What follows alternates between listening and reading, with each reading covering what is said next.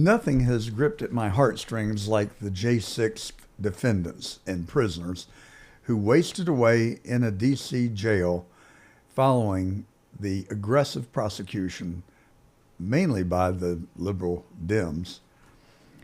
Joining us today is one of those prisoners, Shane Jenkins.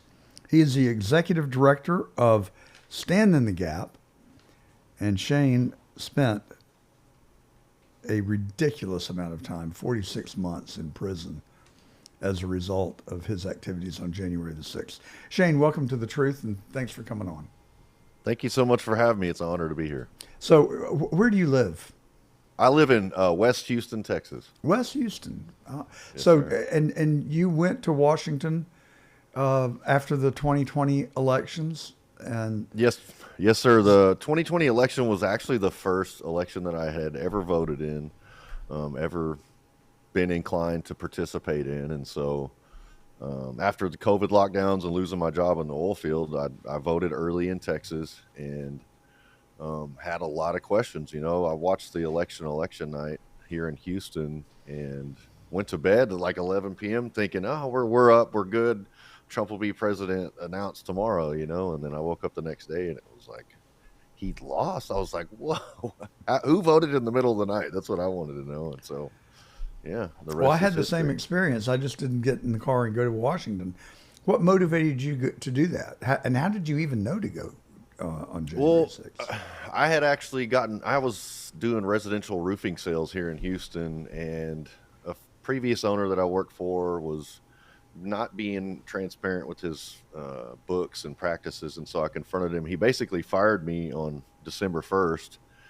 And so I had an open schedule and I was doing really good, making good money selling roofing. And I saw the tweet go out from President Trump. Not only did I have the questions about the election, but President Trump sent out a tweet. It said, come to DC, join the Stop the Steal rally. And then all caps at the bottom of the tweet, it said, will be wild. And so I had never been to DC, never been to a Trump rally, never seen the history of the city. And I was thinking, this is going to be on January 6th. If he doesn't get, if something doesn't change, this will be his last 2 weeks in office. So I wanted to see President Trump before he left office. And so I booked my flight and my room and went on down there. Good for you. So, where did you go when you that fateful morning when you left your hotel room?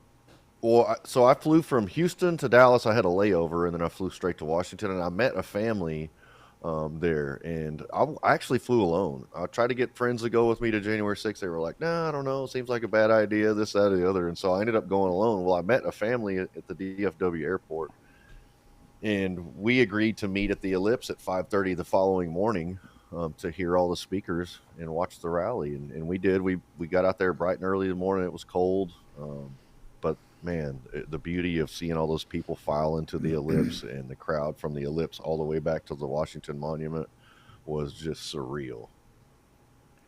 So, after you watched President Trump speak there, Yes, sir. and how close to the podium were you? So the Ellipse was actually across the street from where I was. I was probably, I would say, about 200 yards from President Trump. And I what could see him, but they had a giant big screen, probably like I don't know how big that TV was, a uh, jumbotron?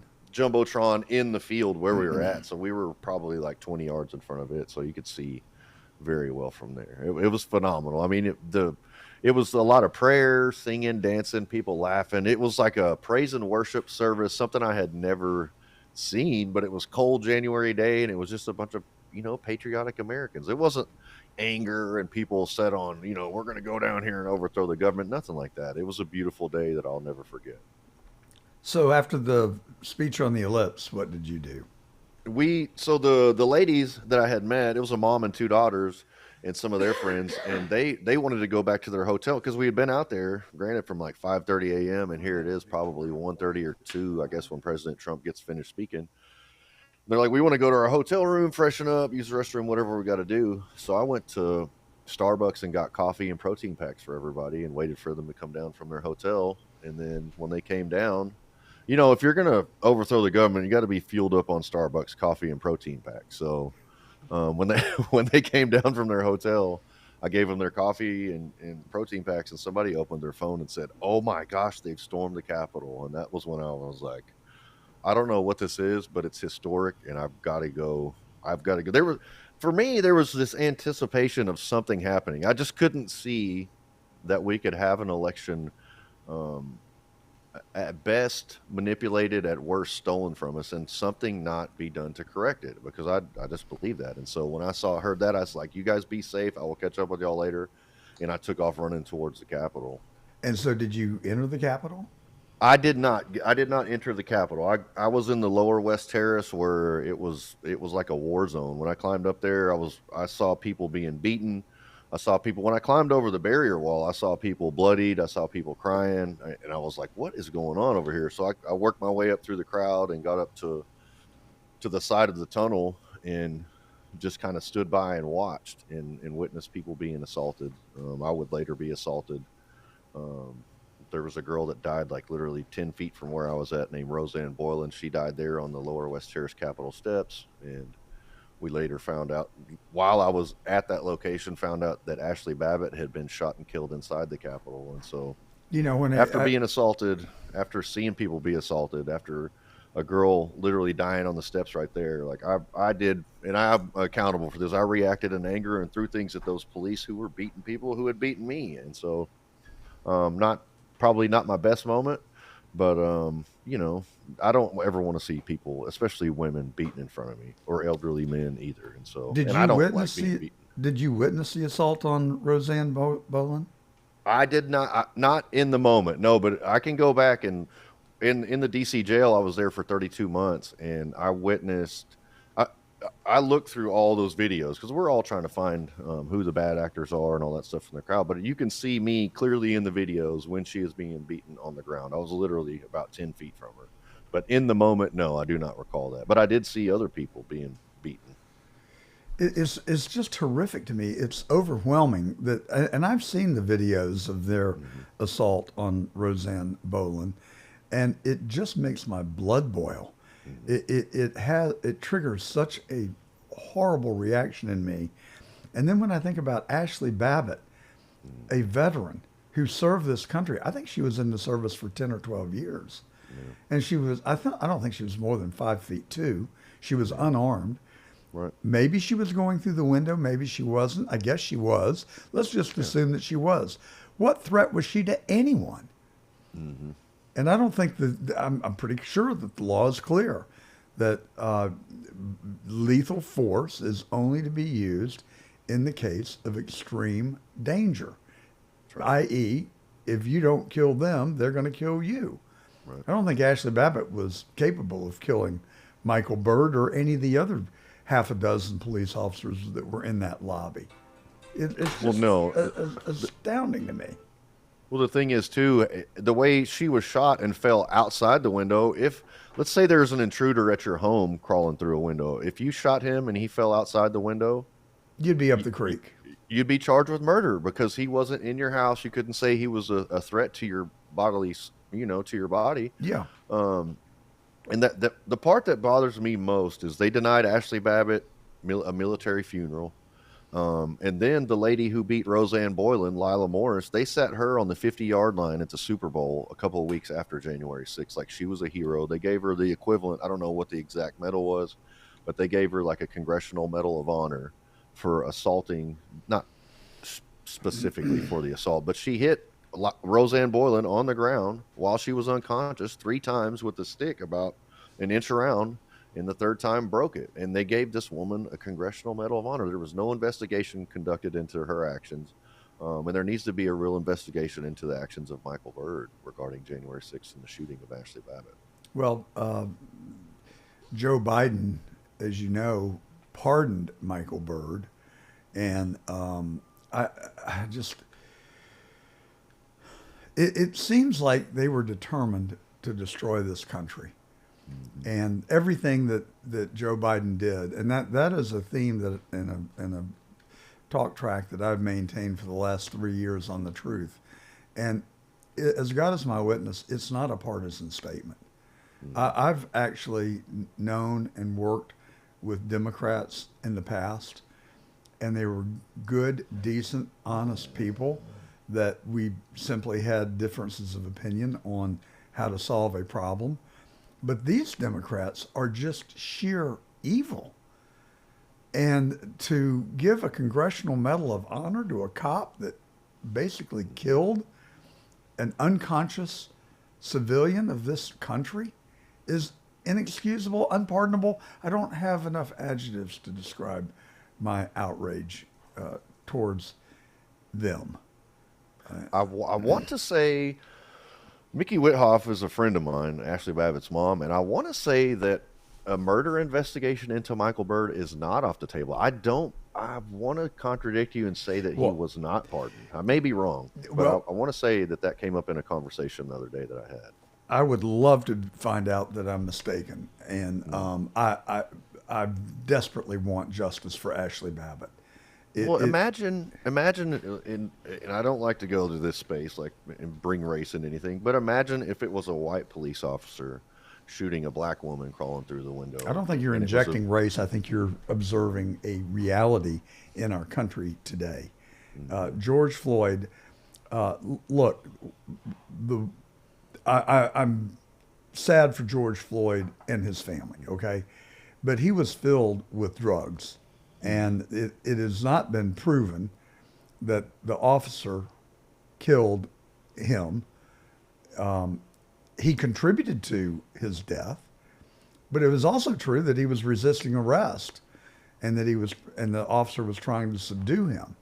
So I'm not really wanting to weigh in on that one either, but it's just that, if that had happened to a white guy, it would have never made the front paper of the local newspaper, let alone become front and center in the national news.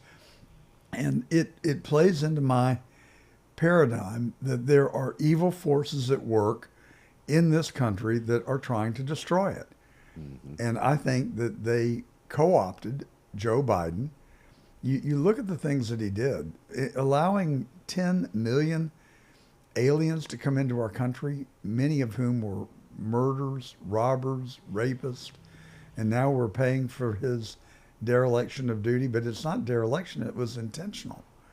And allowing spy balloons to float over our most sensitive military installations, are you aware that 150,000 military age fit Chinese men crossed our southern border and are still living within our borders? I'm sorry, that is an army.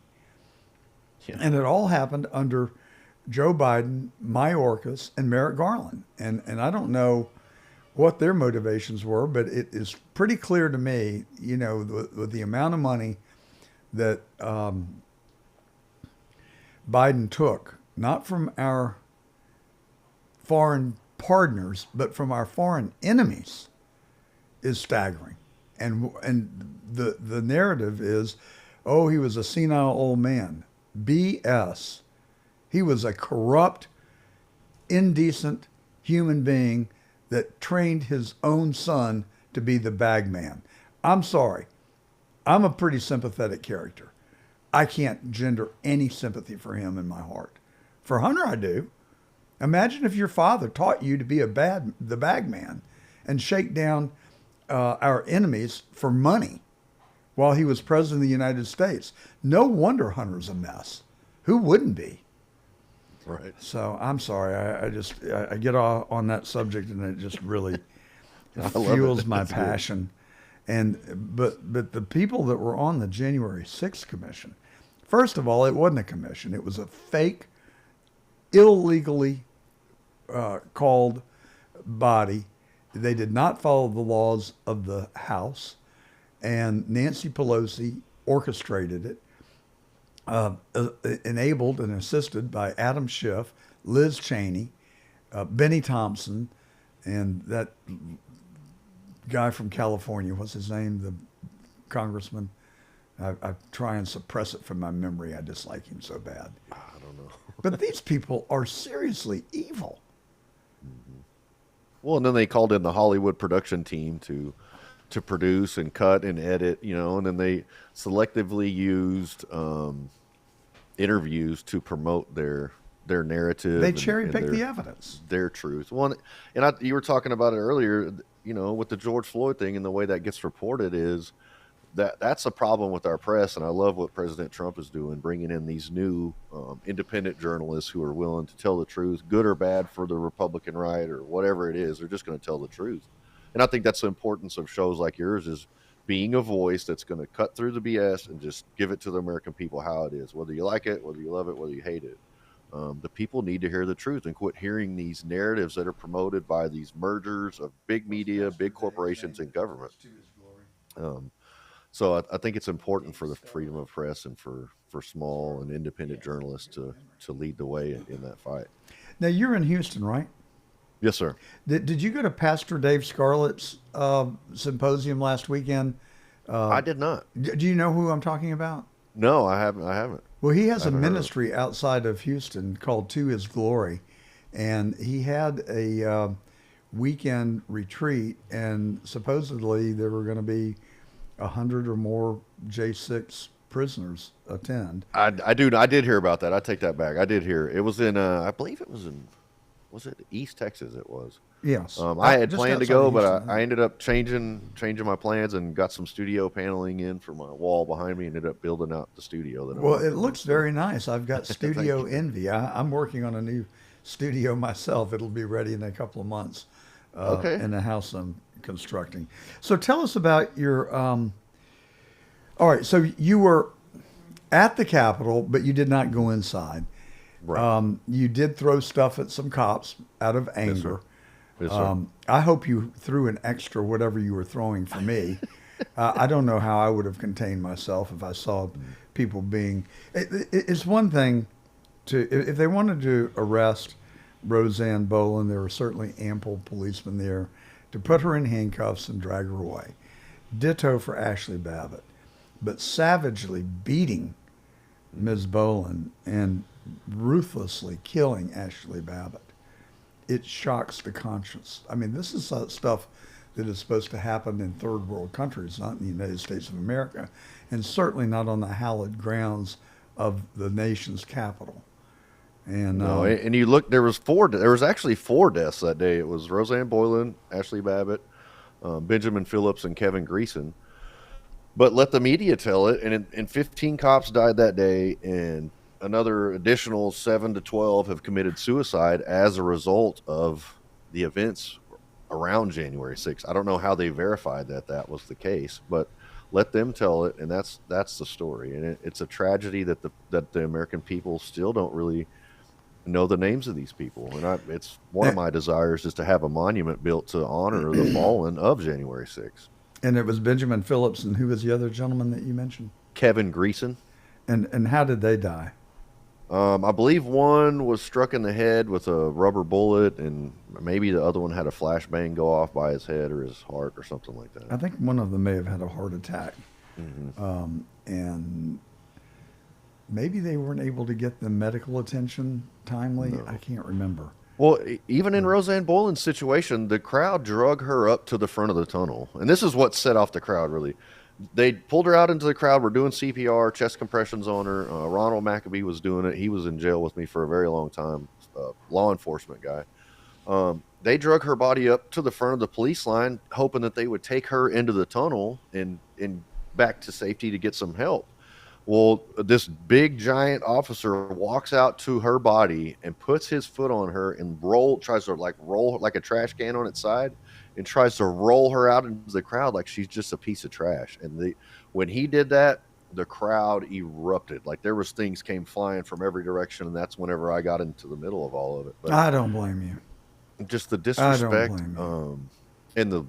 And law enforcement, like just because you wear a badge, like doesn't mean that you're going to make the right decision all the time. And I understand that, but we expect them to be the professionals on scene, on the ground, to protect and serve the citizens, not a building, not a ideology, but to make sure that the citizens are safe and protected. And that was not the case on January 6th, unfortunately. Had you ever committed a crime previously prior to January 6th? I have been in a lot of trouble. I gave my life to Christ in 2016. I found out I was adopted when I was 13 and had a really, really hard time accepting that, and set out creating this persona of what I thought a man was, and turned my back on school and started running away from home. And I really had a hard time with the idea that my biological mom could just throw me away like that. I know it's kind of a immature way to look at it, I but don't think so. I I think lived in that's that a anger for many, perfectly many natural years. reaction. Then at the age of 20, my adopted mom had married this guy who was an alcoholic and abusive, and he went to jail twice for beating her. Came home one night, threatened to kill me. Ended up he shot at me with a 20 gauge shotgun and missed, and I ended up shooting him 11 times with a 9mm.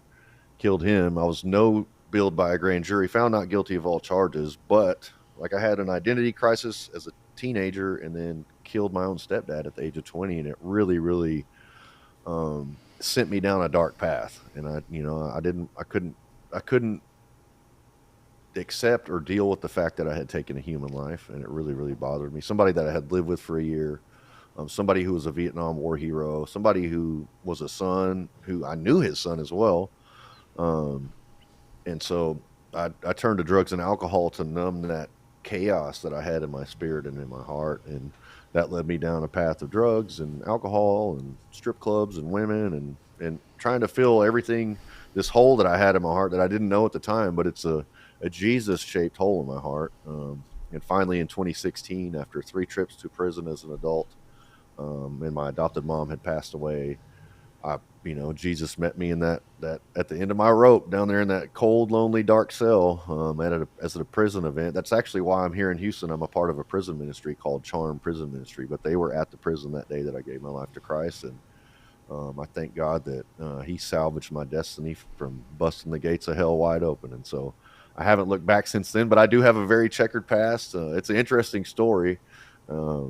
And I'm thankful that I got to live through all that. I'm not thankful for all the crimes I committed and stuff like that, but I am thankful that, you know, my life is 2 different pictures: with Christ, without Christ. And without Christ, it's evident that I need a Savior. And so I'm thankful that He resides right here in my heart. And so, Well, I'm pleased and commend you for turning your life around, and I appreciate you sharing the story with us. I'm sure that is difficult to do. It would be like ripping off a scab, I would think, and causes you to relive some pretty tough memories. So thank you for doing that. well, the thing too is I know that people can relate to, people have struggles, and that's the importance of relying on Christ. Like, you may not be able to do it yourself, and whoever's listening to this, somebody probably needs to hear this. Like, whatever it is that you're struggling with in your life, whatever, Jesus Christ is the hope, and He is the truth, and He will give you a new heart. He can change, He can fix the storm that you're going through, or He will hold your hand and walk with you through it. And so I just encourage your audience, anybody that needs to hear that, to lean on Him, because He is the truth. Well, I appreciate your witnessing and telling our listeners that. We have 200,000 listeners in Oh, wow. Nashville, Atlanta, Memphis, Richmond, Norfolk, Pittsburgh, Philadelphia, and Morgantown, West Virginia, on the John Fredericks Radio Network. We also come to you on CDM Press on their 13 digital platforms across the World Wide Web.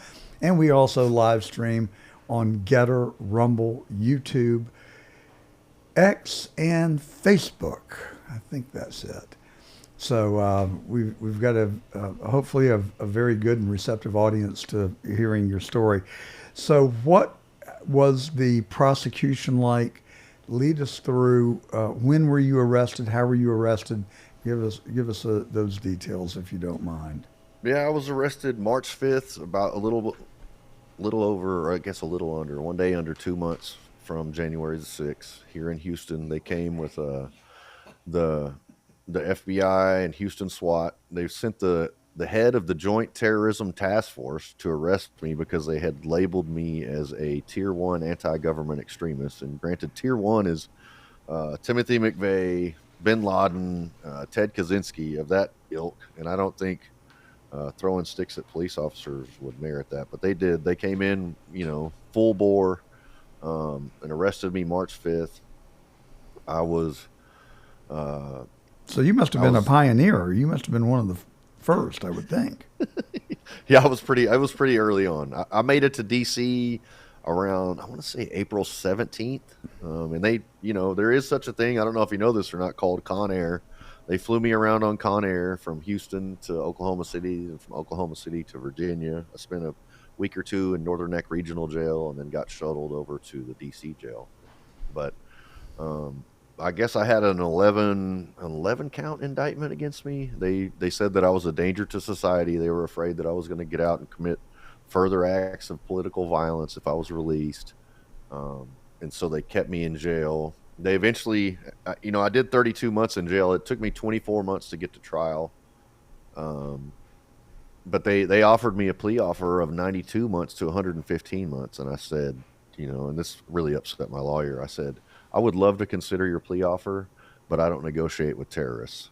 and that's and that's how I felt. I know that's kind of harsh, but that's how I felt after watching. And it wasn't so much me. Like, I'm somebody, like I said, who has had a checkered past, and um, it really bothered me the caliber of men that I was with in the DC jail. I'm talking Jeff McKellop, Green Beret, Jessica Watkins, Robert Morris, 82nd Airborne Army Infantry Rangers, ton of Marines, Ryan Nichols, James McGrew, all these people that I know. These are people, law enforcement, prison guards. These people are Thomas Webster, Daniel Caldwell, Marines, also served in the NYPD for 30 years. Like, these people have lived honorable lives and led honorable careers, and you round them up and you label them terrorists, and then you throw us in this DC jail. You deny us visits for 2 years from our families. You deny us religious services for 2 years. No, I'm talking no communion, no chaplains, no chapel, no nothing.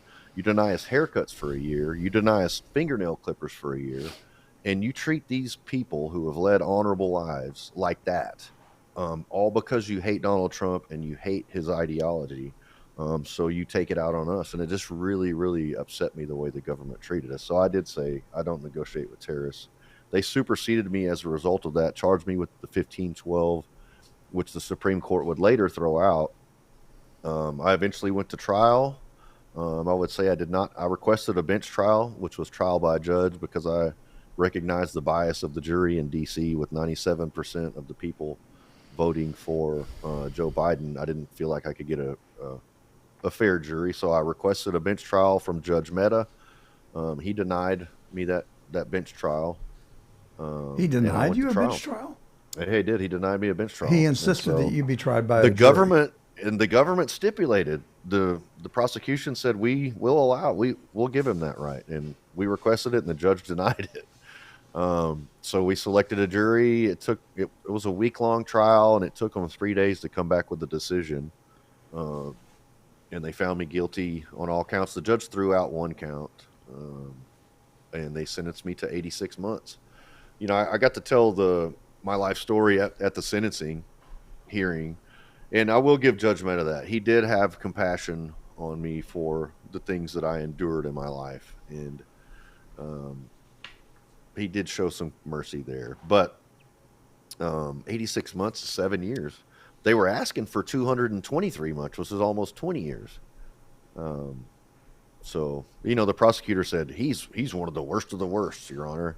And the judge said, I've had about 8 January 6th trials, and you guys say that every one of them is the worst of the worst. So who really is the worst of the worst? And it kind of showed how the prosecution had you know, discredited themselves on the just extreme prosecution and weaponization of what they were doing. It was more political than it was tangible offenses that they were pursuing. So life in the DC prison was really tough, it sounds. The treatment was rough. The upside of that was they had all the January 6th people together, and that was such a special thing. Sorry, I get emotional. I will never forget those men. It was an honor to suffer with those people, and I have many, many brothers from there that I'll never forget. And so we got to do life together for almost 3 years in the DC jail under duress and under suffering, but we had each other and we made the most of it. I'll assure you that.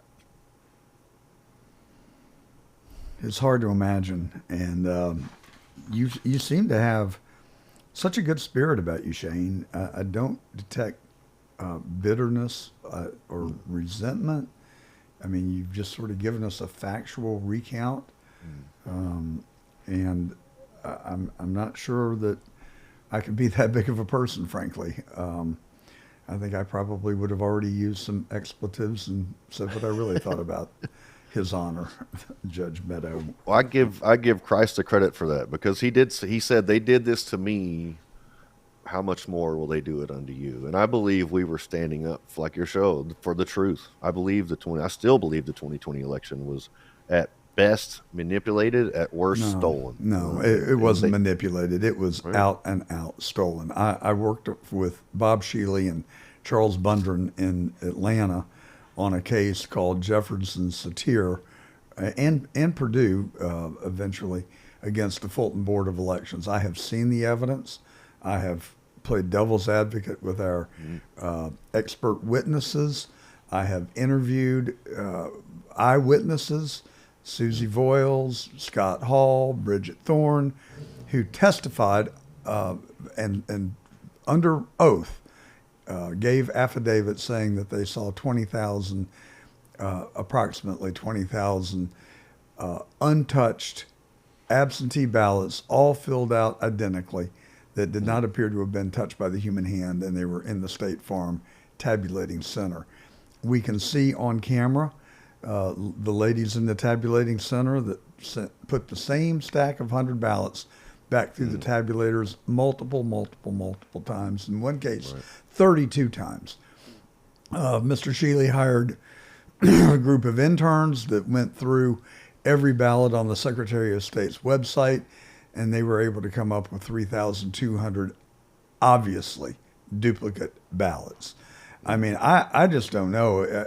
I mean, I love our country, and I do worry so much about it, because it seems like the bad guys get a pass.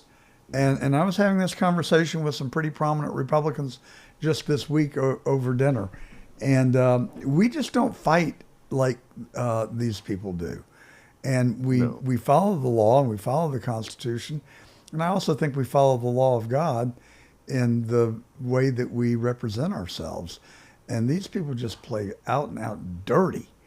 And one of the people said, well, they just play for keeps. And I said, no, that's letting them off way too lightly.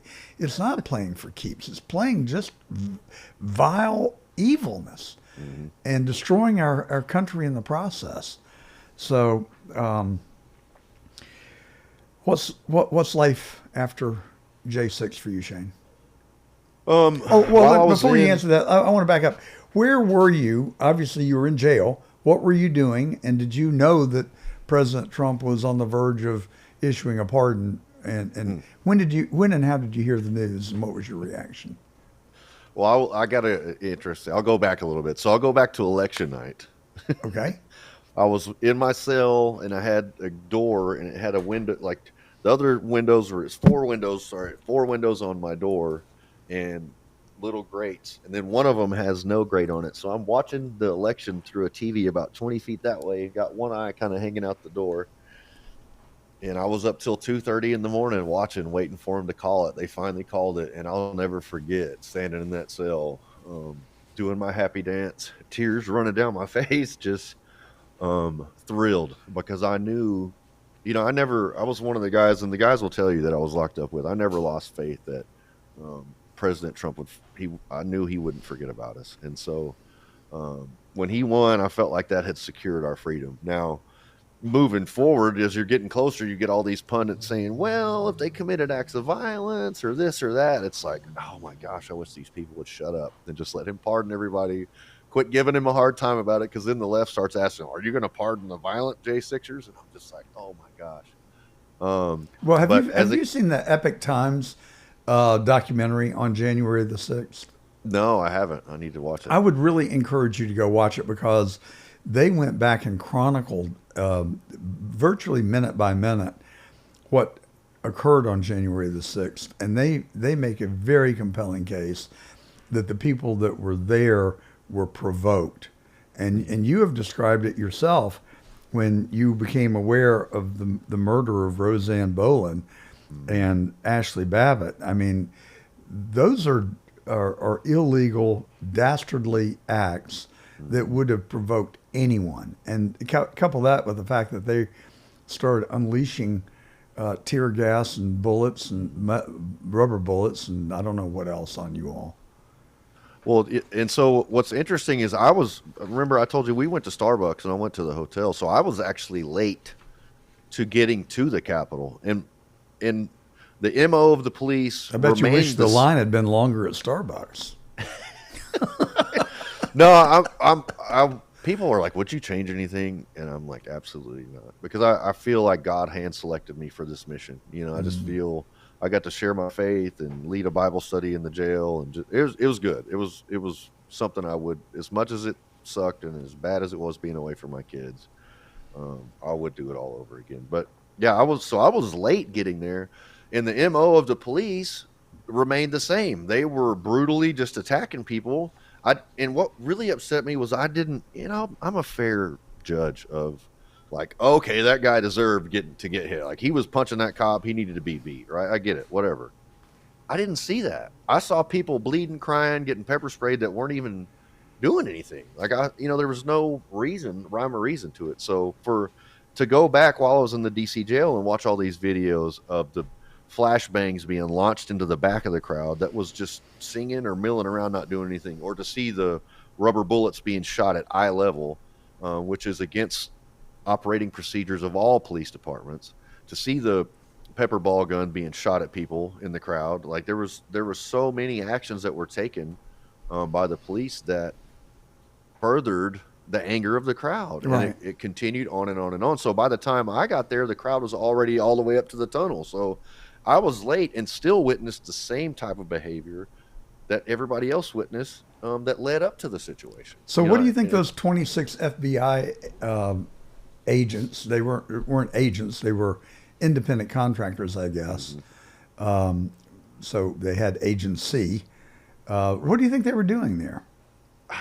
That's hard to say. What I would say is I believe that's the tip of the iceberg. I know there was Ukrainian Azov Brigade members there, at least 50 of them. That a lady with the last name Chalupa, who was also a part of the Russia Gate deal with Hillary Clinton, and them, paid for 50 Azov Brigade members to be there, and they have receipts for the hotels, airfare, and all that, and they were there.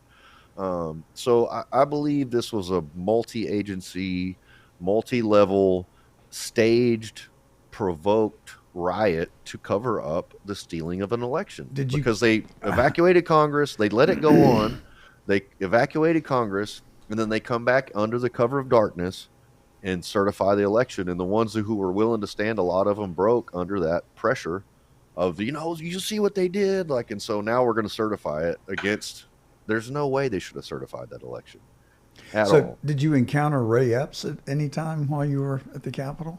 Not that I know of. That I know. You have a theory on what he was doing there? He's somebody's stooge. He's the DIA stooge, CIA stooge, somebody. He works for some federal agency. They narrowed it down and said, he doesn't work for the FBI. Well, no, duh.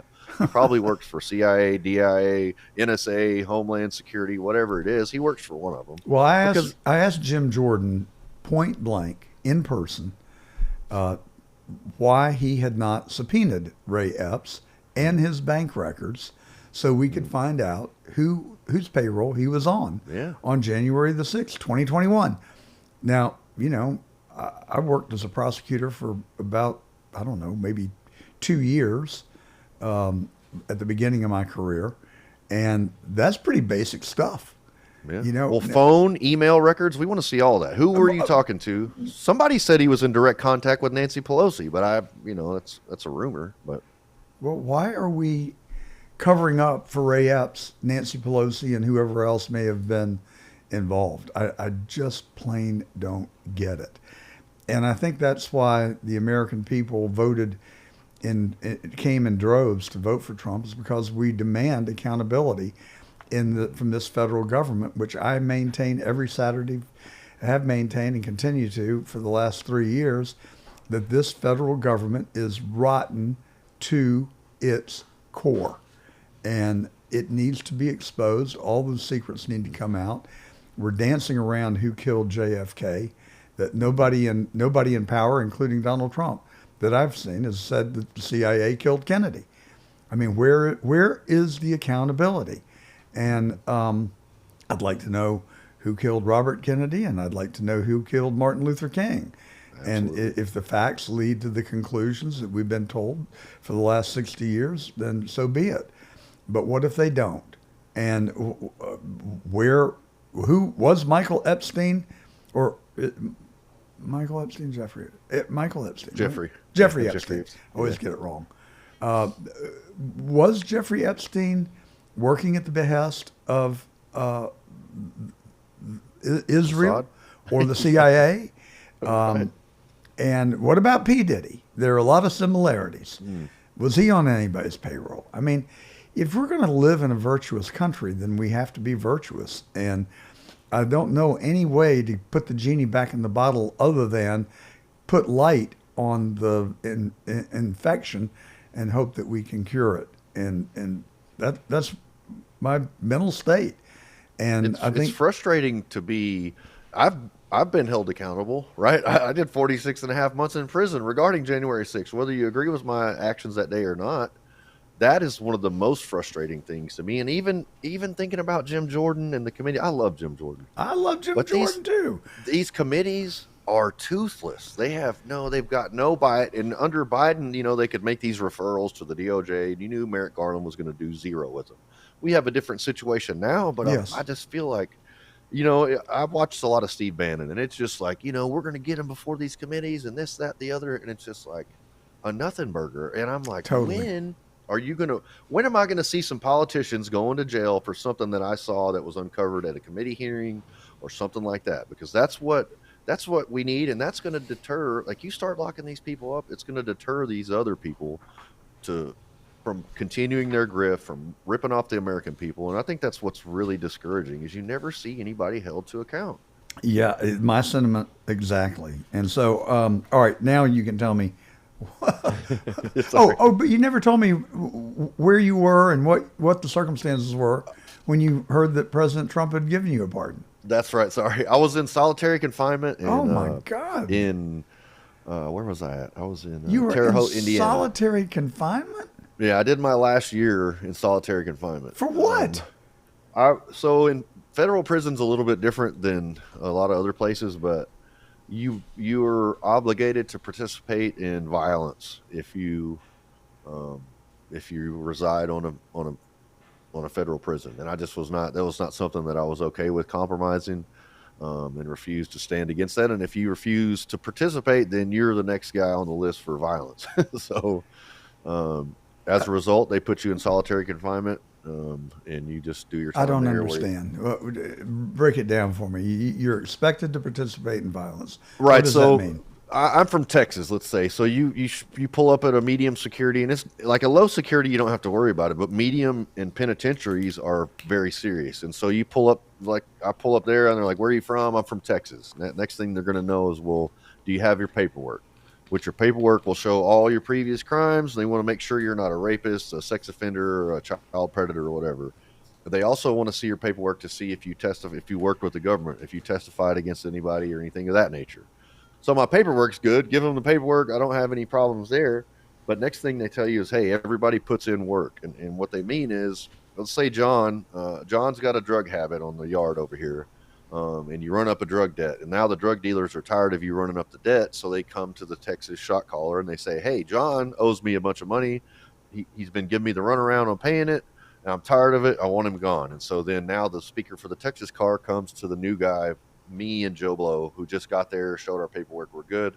But you have to put in work as just a part of cleaning house and taking care of business. And so now on the way to chow, John's unknowingly walking in front of us in the chow line, and me and Joe Blow will just attack you and beat the crap out of you in front of everybody until you have to go until the police make you stop. And you didn't do anything to me. I don't even know you, but that's just how it goes. And sometimes it'll be stabbing, sometimes it'll be, beating them really bad, and that's just how it is. And I was not okay with that and refused to participate. So they put you in solitary confinement. Mm-hmm. And who would give the order to do those deeds? Oh, the shot callers from the cars, and so it's crazy because the Shot callers guards. from the what? So it's basically there's a like let's say there's 50 guys in the Texas car. Now you might have the South car, which will encompass Florida and all the other southern states, or you might have it's gang cars. It'll be like the Crip car or the whatever it is. Like, and so you'll have a nominated speaker who calls the shots for those groups, and they'll determine who does what, who needs to go, or whatever. And so, but the guards also are aware of this. The guards will also dictate.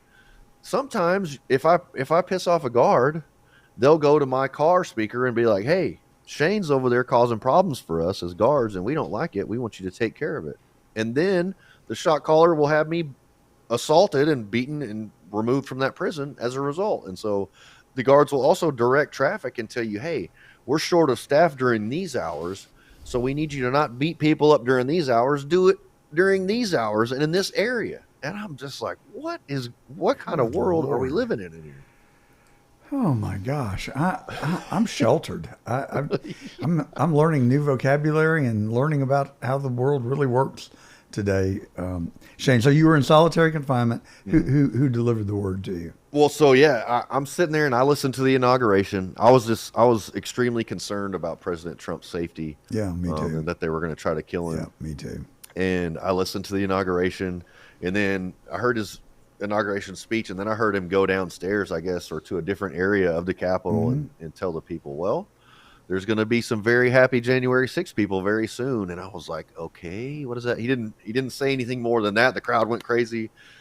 And then that was at like, I want to say 2 2 o'clock. Yep, I think so. Yeah. And then a guard came to my cell door at 6:30 p.m. and he said, Shane, he goes, where were you on January the 6th?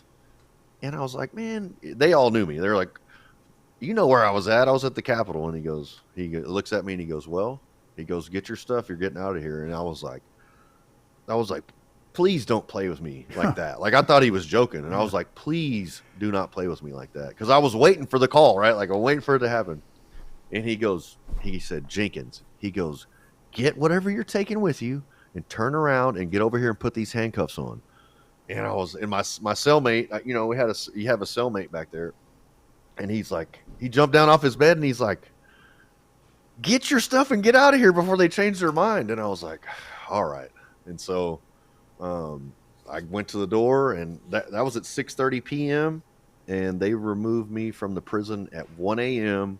on January 1st, Terre Haute, Indiana. It was 3 degrees outside, snow on the ground. But what a wonderful, surreal, just amazing feeling. And I thank God for President Trump, for him having the courage and the fortitude to not listen to his people saying that, because I'm sure there was a cadre of them saying, don't pardon them, or don't pardon the violent ones, or don't do this or don't do that. But he made a promise and said, I'm going to take care of those people. And he has. And I'm so thankful for that. Well, Shane, I've been doing this program for 3 years. I think I've interviewed probably close to 400 people. This is one of the most fascinating interviews that we've had. And I really thank you for coming on, and I hope that you will keep in touch, and I want to follow your progress. I think you should round up all the J6ers and continue to work on bringing truth, light, and accountability for what was done to you.